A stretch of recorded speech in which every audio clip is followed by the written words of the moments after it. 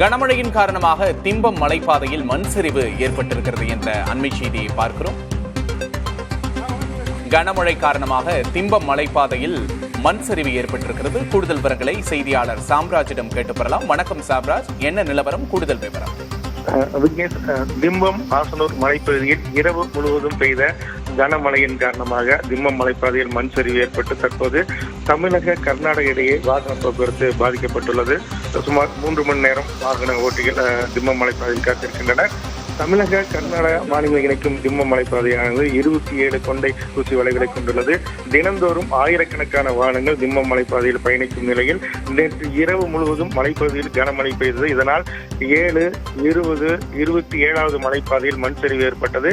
சாலையில் சரிந்து விழுந்த மண் கற்களால் வாகனம் இயக்க முடியாத ஏற்பட்டுள்ளது.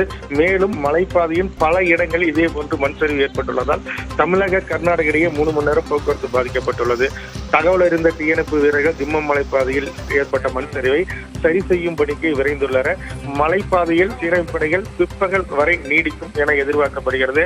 அதன் பிறகே போக்குவரத்து இயல்பு நிலைக்கு திரும்பும் என போலீசார் தெரிவித்தனர். திம்பம் மலைப்பாதை காலை 6 மணிக்கு மட்டுமே திறக்கப்படுவதால் தீபாவளி பண்டிகையை கொண்டுவருவதற்காக தமிழகத்திலிருந்து கர்நாடகத்தில் மக்கள் தற்போது திம்பம் மலைப்பாதையில் காத்திருக்கின்றனர். அதே போன்று சத்தியமங்கலத்திலிருந்து கடம்பூர் செல்லும் மலைப்பாதையில் மண் சரிவு ஏற்பட்டுள்ளதால் கடம்பூர் சத்தியமங்கலம் இடையே போக்குவரத்து துண்டிக்கப்பட்டுள்ளது. விக்னேஷ், கூடுதல் விவரங்களுக்கு நன்றி சாம்ராஜ்.